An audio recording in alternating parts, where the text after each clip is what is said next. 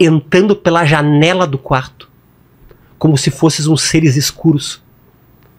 Entrando, primeiro ano da cirurgia, e esse paciente, uma câncer de pâncreas, ele fez uma duodenopancreatectomia, uma cirurgia muito extensa.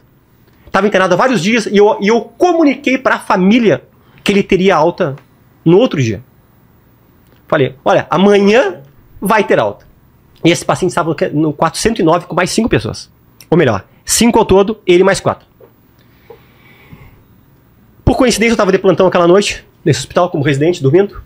Naquele tempo não tinha celular. Era BIP, não sei se tu conheceu os BIP. Claro, lembro, né? BIP, né? BIP. E o BIP, quando é parada cardiorrespiratória pro residente, é um toque diferente. Ah, é? Que tu tem que sair correndo, sair despedaçando, porque quanto antes de você chegar, mais chance tem o paciente de sobreviver. E tocou aquele BIP da parada e deu o quarto 109, cara. Cara, eu fui descendo uma correria e eu pensando comigo todo o tempo até lá. Não pode ser o meu paciente, cara. Não pode ser. Eu falei pra família que ele ia ter alta no outro dia. Putz. Não pode ser, não pode ser. E eu cheguei lá, quem é que tava parado? Parada cardíaca. Ele. Chegamos chegou o pessoal da clínica, chegou o técnico de enfermagem, chegou o enfermeiro, todo mundo na turma ali. Começamos a reanimação do paciente. Reanimação, pra quem não sabe, o tempo médio de reanimação é 30 minutos. Não voltou em 30 minutos, a gente considera óbito. Então começou, massagear, vai adrenalina, vai atropina, massageia, outro tá com um ambu, que é pra parte respiratória. Bateu 30 minutos, nada do paciente retornar. Como era meu paciente, Vilela, eu tava numa angústia que aquele homem voltasse, eu tinha prometido que ele ia ter alta no outro dia pra família. Eu falei pro pessoal, todo mundo tava no quarto, achei o quarto. Eu disse, vamos mais um pouquinho. Vamos mais um pouquinho. Bateu 45 minutos. E aí tá, parado, tá pessoal, obrigado, tudo aí. Cara, quando aconteceu isso, aí começou umas coisas que eu digo de filme, que eu não acreditaria se não fosse comigo. Se alguém me contasse, eu não acreditaria, Vilela. Só que assim, ó, eu esqueci de contar um detalhe. Nessa fase da minha vida, eu continuava indo na igreja, só que eu tava um pouco afastado de Deus.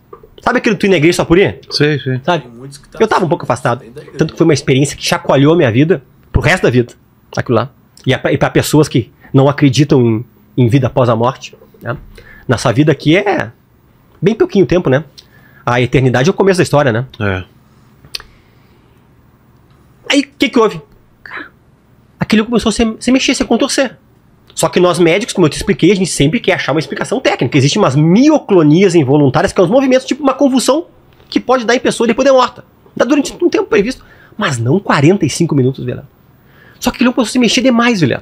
Demais. Como se fosse uma convulsão. Cara, tu acredita que caiu a luz do quarto, ficou em meia fase? Sim. Como se fosse um filme, cara.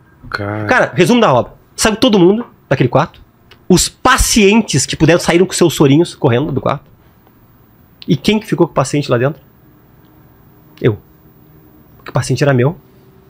E aquilo ali era algo que eu sabia que era uma experiência para eu ter. Cara, e eu fiquei parado só olhando, cara. Daqui a pouco, cara, aquele homem começou a fazer uma cara de terror.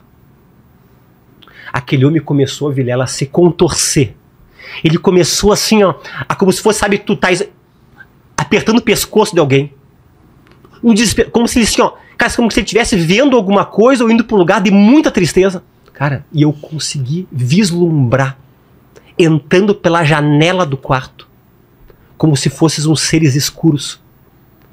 Entrando, pegando a alma desse paciente. A hora que eu vi ele saindo, sabe, como se fosse uns nevoeiros. Não eram pombas, mas é como se fossem umas pombas pretas saindo. Quando saíram, aquele cara ficou imóvel. Como se vieram buscar ele. Sim. E ele foi para um lugar que ele não queria ir. E aquilo lá mexeu comigo, Vilela. Eu tava um cristão, um crente só de... Eu disse, eu tenho que tomar uma postura, uma decisão de vida. As coisas com Deus são muito... A parte espiritual é muito grande. É. Veja só. Ele estava dentro da igreja só de aparência. Como vai dizer no livro de Apocalipse sobre a pessoa que está morna e a pessoa que está fria e a pessoa que está quente. Nessa situação aqui ele estava morno, né? Estava dentro da igreja, mas estava, sabe? E isso acontece se a gente nós mesmos não tomar cuidado. Se a gente parar para pensar, às vezes a gente se encontra dessa mesma forma que ele estava aqui, né? Tem vezes que a gente só tá indo por ir, e aí o Senhor precisa nos dar um chacoalhão, né? Para que a gente possa acordar. E o mundo espiritual é dessa maneira mesmo.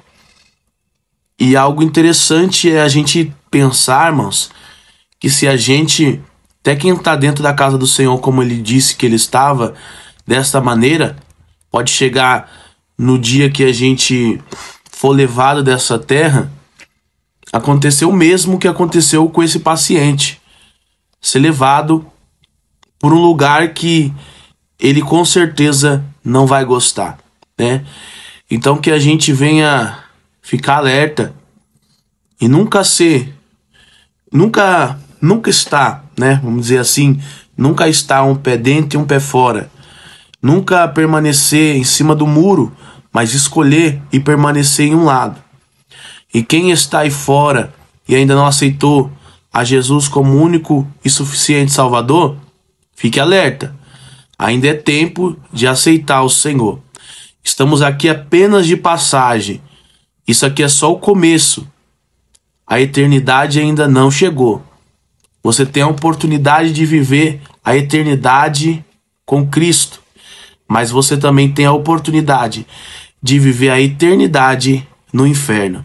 É uma escolha que só você pode decidir. Amém? Que Deus abençoe sua vida. Fica com essa palavra. Fica na paz e até o próximo vídeo.